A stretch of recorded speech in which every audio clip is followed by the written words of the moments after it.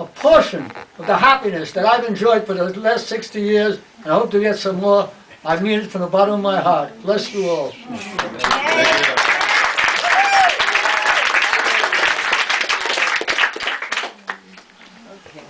Continue, Rabbi.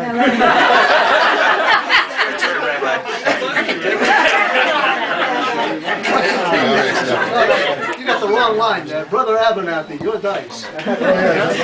Your right and this finger here. Why that finger? For the wedding, you can take it off afterwards. Hold on.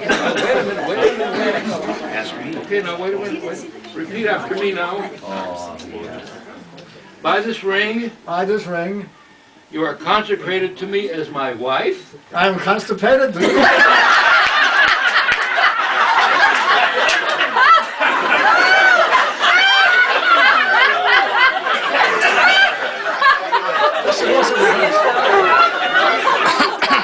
I'm going to catch him tonight.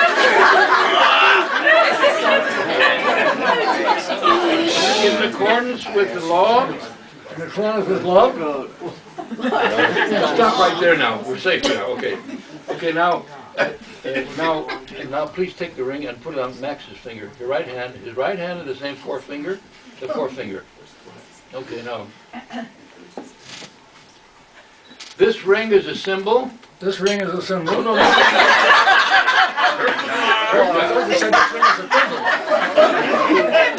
Max says he thought it was a thimble. Okay, Ruthie, you say no. This ring is a symbol. This ring is a symbol That you are my husband. that I hope you're my husband. And the sign of my love. And the sign of my love And devotion. and devotion. And always listen to me. Don't answer, don't do that. Oh yeah, do it. No. All right. You know what she tells people, Rabbi? Please tell me. The ring that I gave her is an engagement ring. She tells people about the 3 little words that were engraved on that ring. Made in Taiwan.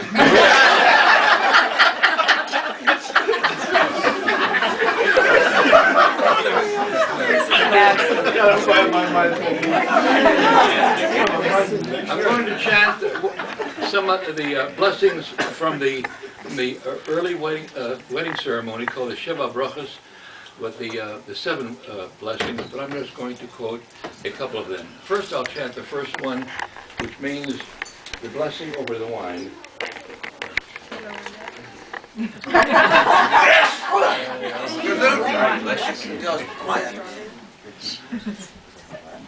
And you can answer amen or amen after each blessing, please.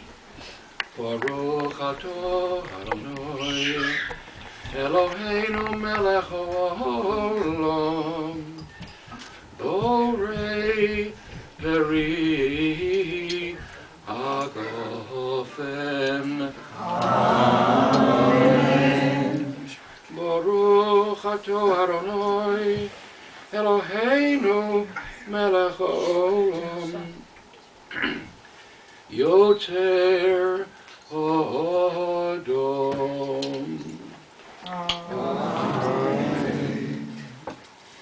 Baruch atah Adonai Eloheinu melech haolam asher baram soson v'simcha choson v'kala gilarin adito v'chedva avo v'yachavo shalom v'reyos.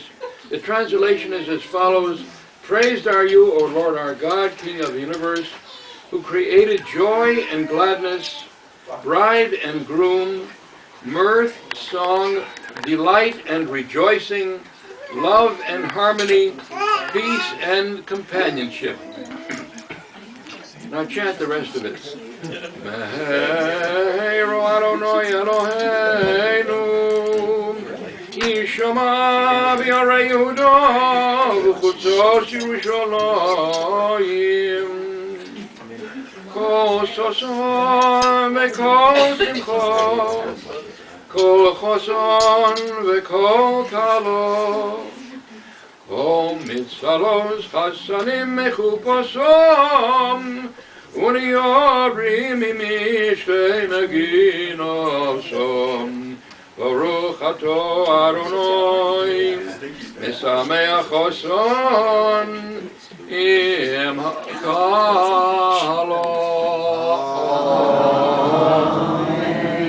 Okay, Chosim, give your wife a drink first, not you. You just put it to your lips. You don't have to drink it. She supervises my drinking. You don't have to drink it. It's okay, dear. That's quite all right, dear. I was asked to sing tonight, and I want to explain to everybody that I gave up singing years ago on account of my throat. The audience threatened to cut it. Nothing but clean jokes today. I love to read this passage from the book Song of Songs from the Bible, which sort of, it's only one of the passages, this beautiful love song, and here it is. The bride says to her groom, my beloved speaks and says to me, arise, my love, my fair one, and come away, says the chosin, the bridegroom.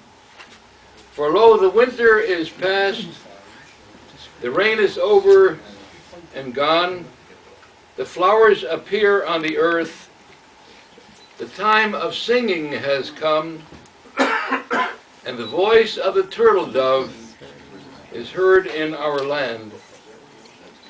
O my dove, let me see your face, let me hear your voice, for your voice is sweet and your face is lovely. And now the traditional blessing that is recited in many faiths. In the original ceremony, of course, it is normally for the rabbi to recite this blessing. But I think in this wonderful 60th renewal of faith, renewal of love, let us all recite, repeat after me, please, the following blessing.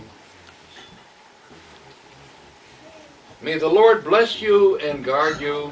May the Lord bless you and guard you. May the Lord show you favor. May the Lord show you favor. And be gracious to you. And be gracious to you. May the Lord show you kindness. May the Lord show you kindness. Grant you peace and love. And grant you peace and love. Amen. Amen. And now the traditional wedding ceremony. The chosin is supposed to do something to signify that the party is over and the real life starts. In this case over here, we'll ask this young chicken over here, this young fellow, to do the job for us. And when he does that, you know, we hear the noise. Everybody says Mazel Tov. That means good luck and happiness. Okay, now do it now. Nice loud one now. Break the dish.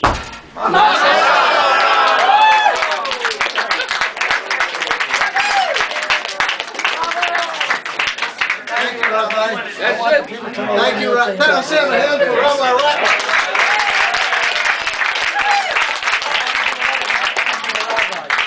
He's not only a talented scholar, an Hebraic scholar, but he's also a composer. He's very modest, so I'll tell you. He's composed music, and I can just give you the titles of two of the biggest bestsellers. One is, I'll Never Forget What's Her Name. The other one is my favorite. If we both go through the mattress, I'll see you in the spring.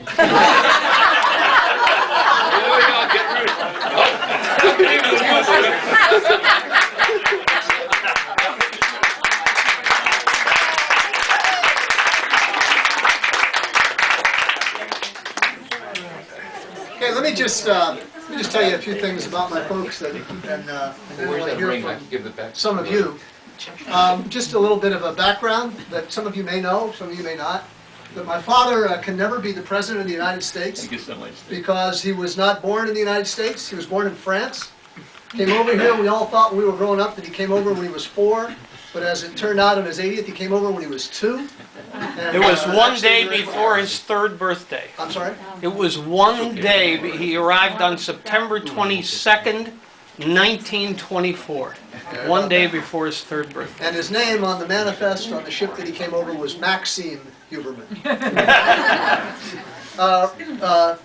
And then came to New York and really grew up in New York, in the Lower East Side, the Bronx, all Manhattan, right, all over the place. Brooklyn. Lower East Side. Lower East Side, so Lower East Side. And my mom, just to kind of start with roots, my mom was born on Wayne Avenue here in Youngstown, Ohio. I mean, not quite as glamorous, but the house isn't there anymore, but was there. And there are some fascinating pictures over here of the Shulman girls and when they grew up. And so she's been lifelong in Youngstown, except for a brief tenure after they got married. My father, shortly after Pearl Harbor, the day after Pearl Harbor, he enlisted and was on the Burma Road for a couple of years, and they met at the USO in downtown Youngstown on Hazel Street, something like that. And what do they say? The rest, as they say, is history. That's what they did. My mother worked for a furniture store here in Youngstown, and called Robbins Furniture. My father was also in the furniture gag himself, worked for a company called Reichert's Furniture, then worked for a series of furniture companies, Leslie, Copeland's, a variety of them. And then, I guess in the early 1951, long before anybody was thinking about vegetarianism and organic food and compost piles and recycling and that, they sort of saw the light after a series of health problems and became the best customers of a store called the Health Food Center, which was in the bus arcade when they used to have a bus arcade in downtown Youngstown. And they were the best customers for a whole bunch of years, and finally they said, well, this is ridiculous. Why are we the best customers? Why don't we open up our own store? So they opened up a store at 1408 Market Street, which right now, if you know Market Street, there's a porno parlor there. But before it was a porno parlor, and before Youngstown in that area was not Youngstown as it is today, they were sandwiched in between, now how about this philosophically, the Al Mike Sign Company and the Chateau Tavern. And Natural Health Foods was in between. And that's where they were for 2 years, until, again, you know, my parents, I think, were always a little ahead of their time. They thought, you know, this is not where the future is. The future is in Boardman. And they saw there's a Goran's candy store out in Boardman. And they always thought, that's where I want to have a health food store. So in 1960, before the Southern Park Mall, before all of that, my dad said, you know, that's where the future was. And they got into the barbell business. And they hired a guy by the name of Chris Fitzer over there, right out of Boardman High School. And when they finally retired 33 or so years later, Chris took over the store. 16 years. 16 years? And, 16 years and they, ago. what's that? 16 years ago. 16 years ago. And my mom, miraculously, continues to work with Chris 3-4 days a week. And still drives her crazy, makes some avocado sandwiches, I think. But you know, I just going down memory lane, and then I'm going to turn it over to everybody else, and to my brother. There is a neat story about my father. From all of you know my father. I mean, he's always been a little crazy, and always been. You know, he's always taught my brother and I that, you know, if you look like you know what you're doing, you sound like you know what you're doing, you can do anything. And he, you know, he worked for the Chamber of Commerce, if you can believe that, for years and years, doing that kind of stuff. But anyway, there is a great story about my mom, because most of the stories are about my dad, and he's kind of had a varied life. But my mom is interesting too, in that, you know, she could do things. And I wish she would tell you this story, that when she went to New York, when they got married, they lived in New York. She's, you know, did bookkeeping for the furniture company and answers an ad in the paper for a bookkeeping job, right? Bookkeeping job. Tell what happened with this bookkeeping job. Well, I went to apply for the job. Right. And I get there, and I said, I saw your ad in the paper. They didn't have an ad in the paper. It just so happened that when I went there, they were looking for somebody. And you got more money than the one in the end you thought you were answering. So there you go. Yeah. So it's pretty interesting. And I guess I would just say that, as most of you know, that they really are, my folks have been ahead of their time on lots of things for a long time. Again, you know, I don't think anybody ever heard of plant-based diets and vegetarianism and all that.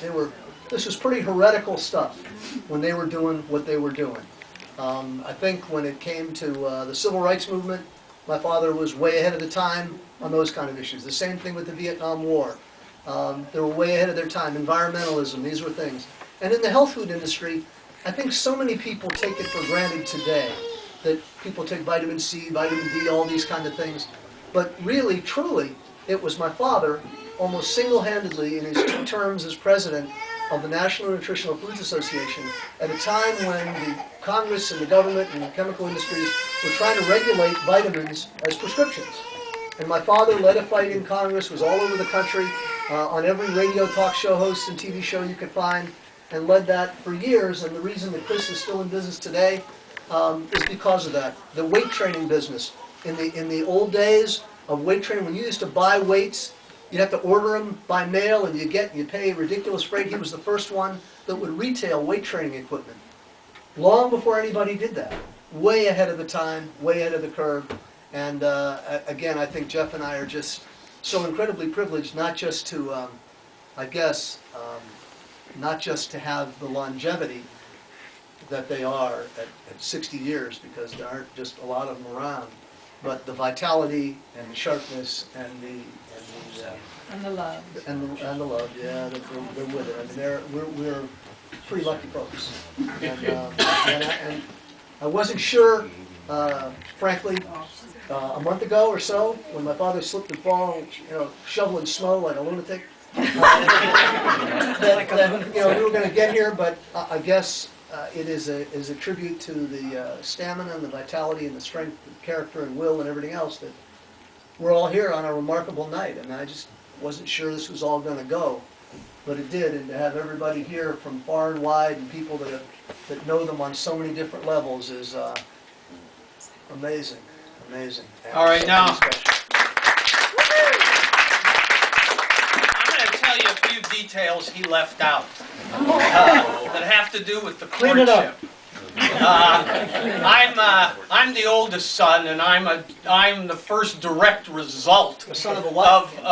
what happened when they met. My father, as you know, signed up after Pearl Harbor, and he ended up in Sharon, Pennsylvania, training other troops. And one of the first jobs he had to do was build a stockade for German prisoner of war, German prisoners of war.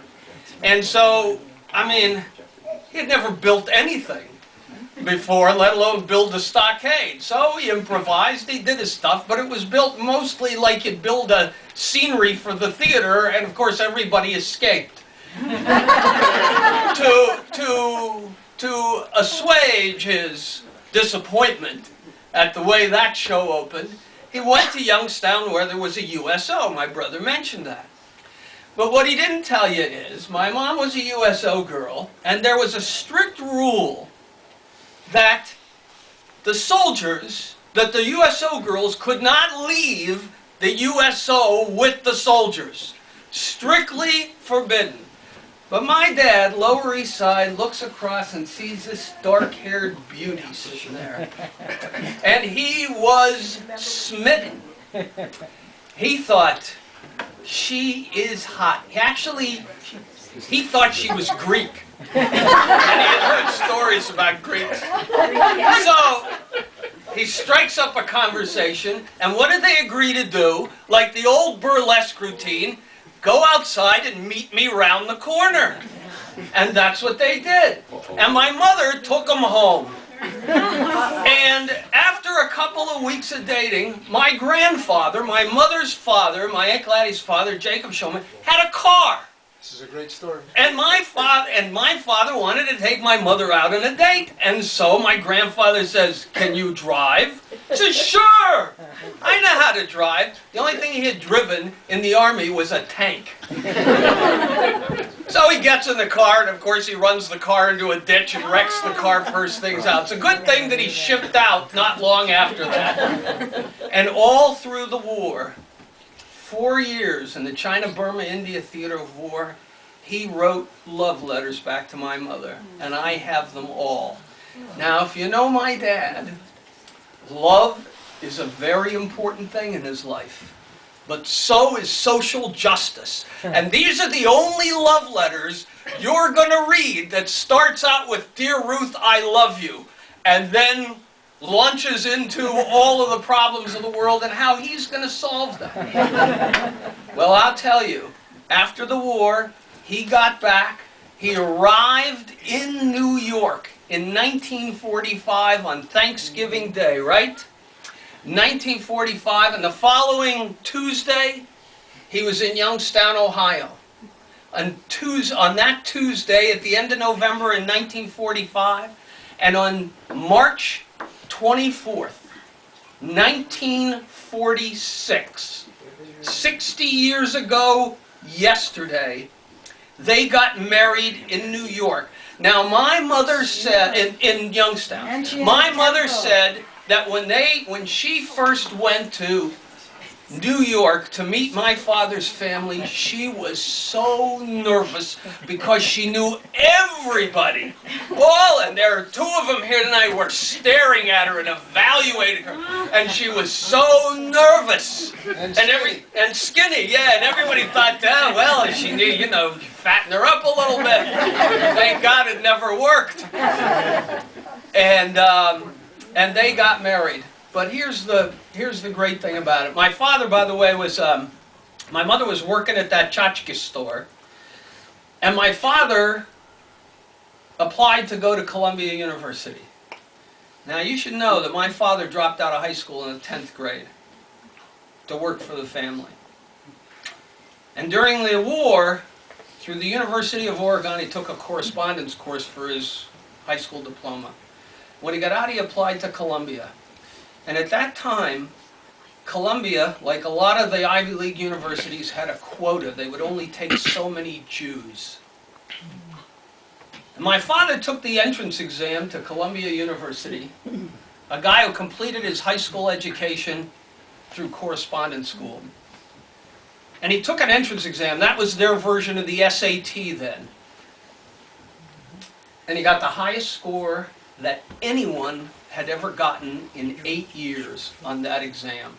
And he was in the Columbia University School of Professional Writing, journalism, poetry. He was the first poet ever asked to be inducted into the amateur poet ever asked to be inducted into the Poetry Society of America. And his poetry is glorious. There is a book, by the way, on the back shelf there, a hardback book that my brother and I had published on their 25th Called A anniversary. Victory for Humanity, Yeah, because my father's favorite quotation was of Horace Mann's, "Be ashamed to die until you have won some victory for humanity."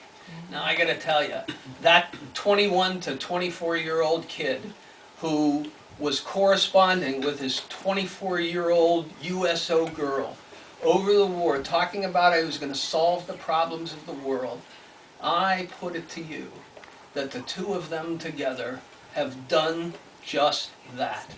Think of the business that they were in. Their business was for the good.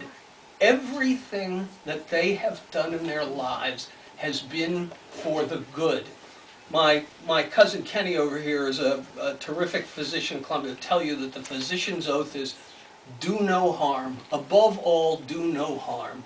And my parents have lived that life, and they continue every day. Everything they've done in their business, whether it's health foods, whether it's the environment, whether it's civil rights, however it is, you may disagree with them, but they have only done for the good. And we, all of us here today, every one of us,